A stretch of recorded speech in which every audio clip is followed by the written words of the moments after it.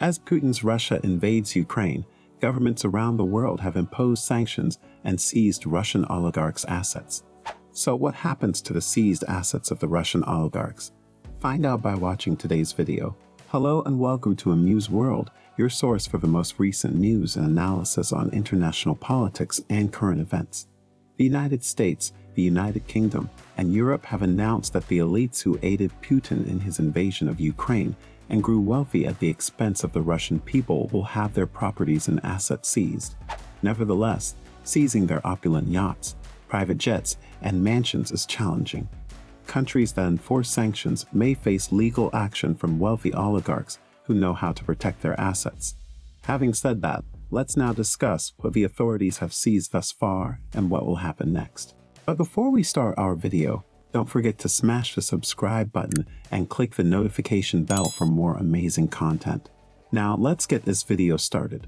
Yachts and mansions of oligarchs. Many famed yachts have been seized since Putin's invasion of Ukraine. In Imperia, Italy, the yacht Lady M, owned by Alexei Mordashov, was seized. Lena, a 132-foot superyacht belonging to Gennady Timchenko, was also captured in San Remo, Italy. The French port of La Ciotat impounded Igor Sechen's 280-foot yacht, Amor Vero. Apart from that, Alisher Usmanov's $18 million resort complex was seized in Sardinia. A recent article states that he also owns the superyacht Dilbar, which costs between $800 million and $1 billion. Several news outlets reported that German authorities had seized the yacht. However, a spokeswoman for Hamburg State Economy Ministry stated that this was untrue because the yacht's owner had not been located. The yacht has a Cayman Islands flag and is registered to a Maltese company. Already anchored in the Mediterranean and Caribbean are numerous yachts belonging to extremely wealthy people. More than a dozen are en route to remote ports in small countries like Montenegro and the Maldives, which are beyond the reach of Western sanctions. Numerous vessels are anchored in Dubai, and a few have gone dark. Graceful, a super yacht that many believe belongs to Putin, was relocated from a repair yard in Hamburg to the Russian Baltic port of Kaliningrad 2 weeks prior to the invasion. Since the start of the invasion, Italy has seized yachts and villas worth hundreds of millions of dollars. Now let's proceed to private jets. In response to the invasion of Ukraine, according to Politico, a jet belonging to the Russian billionaire Eugene Schvedler was seized in the United Kingdom. The jet is registered on Global Jet Luxembourg, a Luxembourg-based company.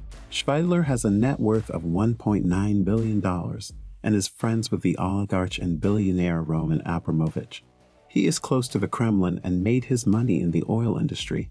This was the first time a jet had been seized since the United Kingdom enacted a law allowing them to detain Russian planes landing on their territory and prohibiting the export of space-related goods to Russia. This prohibition applies to any aircraft that is operated, chartered, owned, or otherwise connected to Russia or to specific individuals. According to CNBC, the new law prohibits Russian aircraft from landing or flying in the United Kingdom. These actions were intended to exert economic pressure on Putin and his allies. You can check out the Russian oligarch's jets tracking project and the Avdelphi website, which track the planes in real time. So, what's next? The Western nations. Even after seizing assets, it is difficult for nations to legally enforce strong sanctions against Russia. Sanctions do not permit countries to take full ownership of the planes, homes, and boats of Russian oligarchs. Even though the oligarchs' assets are frozen, they technically still belong to them. A freeze merely prohibits the owner from selling or transferring property. Enforcing sanctions could result in years-long disputes outside of court. Each nation has its own set of laws, and the most recent round of sanctions raises previously unasked legal questions. Prosecutors also require evidence that the asset was directly involved in a crime, which can be difficult to obtain due to the fact that many Russian oligarchs operate in secret and take steps to conceal their tracks. Oligarchs are difficult to apprehend because they know how to use loopholes, such as offshore accounts in non-sanctioned countries, to protect their assets. If a state is able to seize the asset and decides to sell it, the proceeds are typically allocated to law enforcement. However, the maintenance costs are excessive. Authorities have secured oligarchs' yachts to docks, preventing them from sailing away. Authorities must now deal with the costly expenses associated with yachts, jets, and compounds. Even though they are unable to utilize their frozen assets, oligarchs are still responsible for their maintenance. However, they could refuse to pay, rendering their yachts and jets inoperable and in poor condition. Authorities are prohibited from exchanging currency with sanctioned individuals, which could make it difficult for them to convince Russian oligarchs to pay for necessary repairs. However, what are Western countries doing? In his State of the Union address, President Joe Biden joined forces with his European allies to warn oligarchs that the United States is coming for their ill-gotten gains.